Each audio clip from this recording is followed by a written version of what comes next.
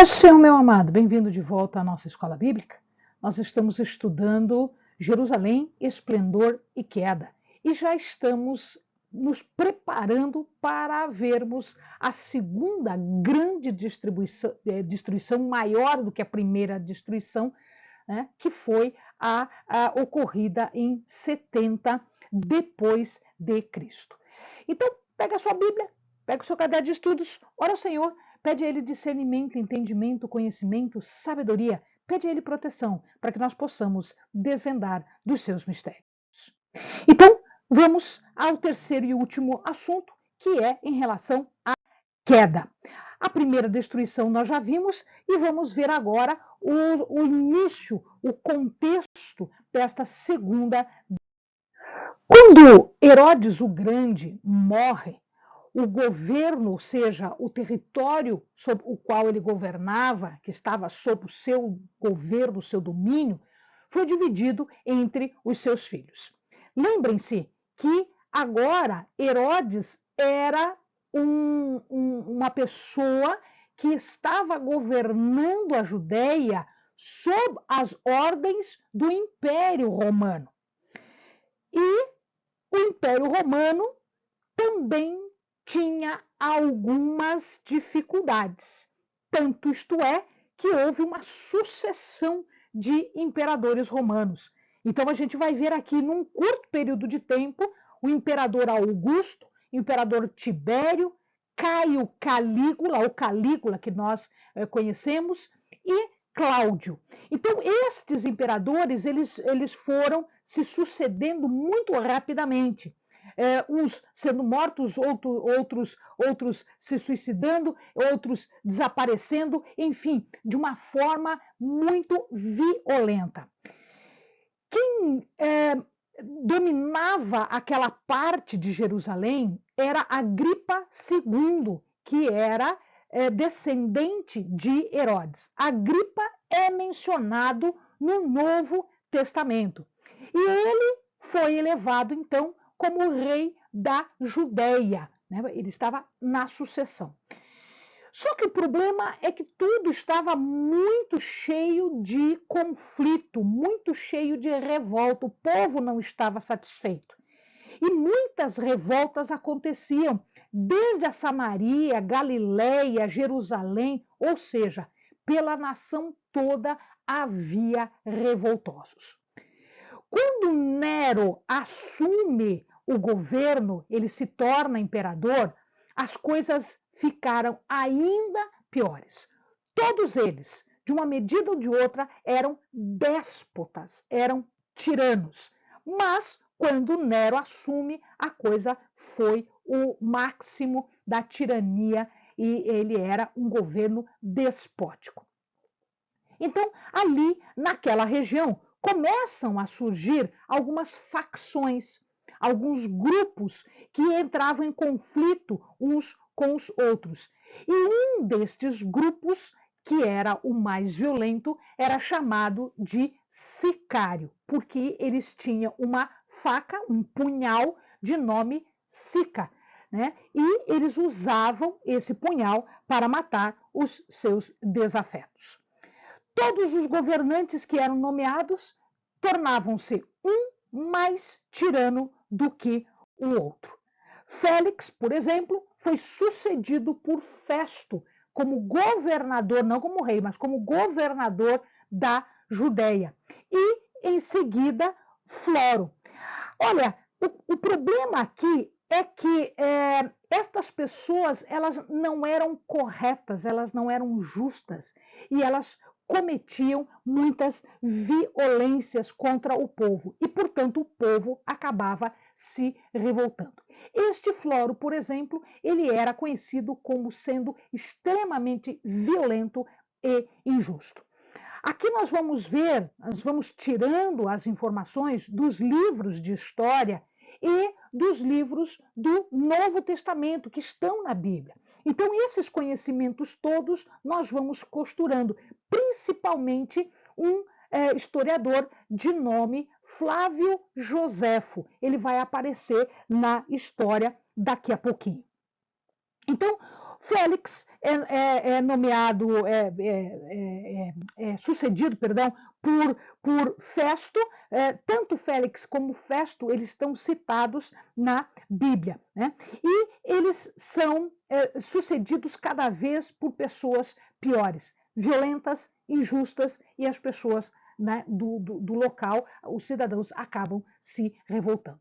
Agripa II tenta acalmar os ânimos, mas ele acaba piorando tudo. Então, o que ele faz para acalmar não dá resultado como ele quer, e as coisas ficam ainda piores. Os revoltosos atacam Massada. Massada era uma fortaleza construída por Herodes, logo do ladinho aqui do Mar Morto. Então, aqui, ó, Jerusalém está aqui, né? Vem do deserto do En-Gedi, aqui, e Massada fica neste local. A fortaleza construída por Herodes é essa daqui. Ele construiu essa fortaleza num dos montes, o mais alto. Ele fez uma fortaleza fantástica ali. E ele acaba atacando, os revoltosos, atacando Massada, e destrói uma guarnição romana que estava ali. Em Cesareia Marítima, o que é Cesareia Marítima? Cesareia é uma cidade que foi construída em honra, em homenagem a César, o imperador César. Uma cidade muito bonita, uma cidade muito moderna, onde os poderosos ficavam. Ele tinha um porto aqui, o Amado pode dar uma olhadinha aqui, um porto que foi construído. Isso tudo aqui está destruído, o mar entrou, foi todo destruído, mas boa parte da Cesareia antiga ainda dá para ver, ó, né? Os palácios e os jardins, tudo isso daqui ainda resistem ao tempo. Então, em Cesareia Marítima, que era a sede do governo, uma das sedes, acaba sendo palco, sendo local de um confronto, e ali 20.000 judeus são mortos. Isso tudo acontecia por toda a Palestina e em Damasco também. Em Damasco foram 10.000 mortos, judeus revoltosos. Os sírios agora tentam invadir Jerusalém, e eles são barrados e vencidos. Agripa não está conseguindo dominar a situação, ele está vendo que está perdendo a batalha, ele manda generais para acalmar os revoltosos, mas todos eles são vencidos e eles acabam morrendo. Aparecem então alguns personagens agora. Aparece Flávio Joséfo. Flávio Joséfo era um dos líderes dos revoltosos, e ele vai perder a guerra contra Vespasiano, que mais para frente vai se tornar imperador. Então Vespasiano ganha a guerra e ele toma Flávio Joséfo como cativo, como escravo, e Flávio Joséfo acaba sendo mantido com vida por Vespasiano, porque ele profetiza que Vespasiano iria chegar a ser imperador, o que de fato mais para frente vai acontecer. E aí Flávio Joséfo passa para o lado dos romanos e ele se torna aqui um grande historiador. Então, essa aula aqui de história, essa aula da queda de Jerusalém, de tudo que está acontecendo nesta época, a gente tira principalmente de Flávio Joséfo, porque nós não temos muita informação dentro da Bíblia, a não ser em algumas coisas lá dos Macabeus, né, da história anterior dos Macabeus. Uma outra pessoa que vai ser famosa aqui é João da Giscala, é o João que era de uma região chamada Giscala. Então, ele ficou conhecido como João Giscala. Ele era um revoltoso e ele vai acabar ficando sitiado em Jerusalém, e ele é um dos causadores de toda a ruína de Jerusalém. Uma outra pessoa é Simão, filho de Joras, né, que era, em verdade, um ladrão, um baderneiro, um bandido que também vai ficar em Jerusalém, vai ficar preso em Jerusalém e vai dar razão a toda a destruição do local de Jerusalém. Vespasiano, que até então era general e que depois vai se tornar imperador, e ele deixa o seu filho Tito no comando das legiões romanas, e é Tito que faz a conquista de Roma, de Jerusalém, e depois ele vai para Roma, e quando seu pai morre, ele lhe sucede como imperador. Então nós temos Vespasiano e nós temos aqui Tito como dois generais dos exércitos romanos e que depois se tornam imperadores. Bom, nós temos algumas facções. A primeira facção, que a gente já viu, a gente já estudou os zelotes, tem vídeo a respeito disso, são os zelotes que vão invadir Jerusalém. E quando eles invadem Jerusalém, exatamente para lutar contra o domínio romano, eles não aceitavam o domínio romano, o povo é conclamado para lutar contra os zelotes pelo sacerdote Ananias. E o povo eventualmente briga com os zelotes. E eles invadem o pátio do templo, então eles invadem o pátio aqui e eles ficam sediados no pátio do templo. E eles fazem o pátio como sua fortaleza. A fortaleza Antônia, que está no canto, tinha uma guarnição romana, porque lembrem-se, os romanos estavam dominando aquela região. Eles vão abolir toda a legislação, como eles estão dominando o pátio do templo, eles abolem a legislação religiosa, espiritual, e eles sorteiam um sumo sacerdote que eles pudessem manipular. Quem é eleito sumo sacerdote por sorteio é Fanias. Fanias era um agricultor que estava ali, que foi sorteado e que não sabia nem como fazer as coisas, mas que eles eram fantoche nas mãos dos zelotes. O povo reage, ataca os zelotes e aí eles saem aqui de fora do templo e eles vão se refugiar dentro do templo. O templo, como nós vimos, era enorme, com várias acomodações, e eles acabam invadindo o templo. Eles montam uma guarda de mais ou menos umas 6.000 pessoas, e nesse tempo, João, que tinha perdido a guerra lá em Giscala, diante de Vespasiano, ele perdeu a guerra e ele fugiu, e ele foi se refugiar em Jerusalém. E ali o sumo sacerdote Anano recolhe João para tentar se livrar dos zelotes. João faz um jogo duplo.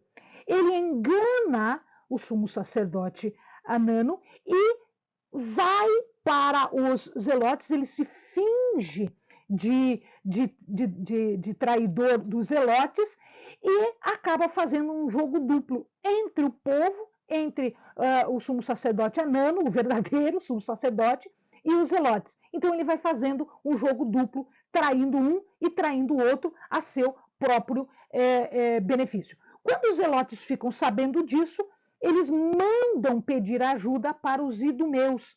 Se o amado lembra da história, Herodes era idumeu. Ele era desta região. Então, eles pedem ajuda para os idumeus. Os idumeus vêm para Jerusalém, eles invadem Jerusalém, atacam a guarda de Jerusalém, matando aproximadamente 8.500 judeus para tomar posse de Jerusalém. E aí, a briga interna, a guerra civil acaba se instalando. Idumeus, zelotes, fazem o saque das casas, depois João Giscala começa a ter com seus partidários, começa a ter uma briga contra eles, e aí a matança começa a acontecer, os saques começam a acontecer, saques e matança do povo em geral. O povo não podia enterrar seus mortos, lamentar a morte deles. Eles vão dominar os nobres, eles saqueiam toda a riqueza desses nobres e matam estes nobres. Então, mais ou menos umas 12.000 pessoas que tinham dinheiro, que tinham condições, são mortas e são saqueadas. E esse tesouro todo é escondido. Eles escondem para usar depois. Zacarias, filho de Baruque, é atacado porque ele fala contra, ele reage contra esse estado de perversão, e ele é atacado, ele é aprisionado, e eles, como estavam dominando tudo, eles elegeram 70 homens como um conselho, como se fosse um sinédrio. Eles tiram o sinédrio de verdade, eles elegem um conselho de 70 homens para julgar Zacarias. É claro que esse julgamento ele foi todo conduzido do jeito que os zelotes quiseram e, portanto, Zacarias é morto, ele é levado para fora dos muros, ele é morto ali. Quando as pessoas começam a perceber que as coisas ali dentro de Jerusalém estão ficando cada vez mais caóticas e cada vez mais problemáticas, eles acabam fugindo, pedindo ajuda a Vespasiano. E aqui começa, então, a matança também dos fugitivos, seja pelas facções, pela guerra interna civil entre esses dois partidos, seja pelo próprio Vespasiano, para mostrar para o povo que, se eles não se entregassem, eles seriam mortos também. Lembre-se de uma coisa, havia, nessa época aqui, havia uma profecia dada para os cristãos. Nesta época, haviam poucos cristãos em Jerusalém. Eles saíram de Jerusalém por força desta profecia, e eles foram habitar fora de Jerusalém. Então, poucos cristãos estavam ali. A maioria era de judeus que tinham se reunido para festejar as festas, principalmente a Páscoa. Então, havia muita gente em Jerusalém. Eles se apoderam, os sicários agora, que eu falei aos amados, os sicários era outro grupo, outra facção. Eles se apoderam de Massada, que eu já mencionei para os amados, e em Massada eles fazem o seu quartel-general, fazendo incursões por todo o deserto, principalmente o deserto do En-Gedi, e eles vão, então, matando, roubando, fazendo saques, violentamente matando o povo. E em En-Gedi, eles acabam, no dia da Páscoa, matando mais de 700 pessoas que estavam ali reunidas. Isso tudo por toda a região. Então, eles faziam as incursões, matavam, roubavam e depois voltavam para Massada.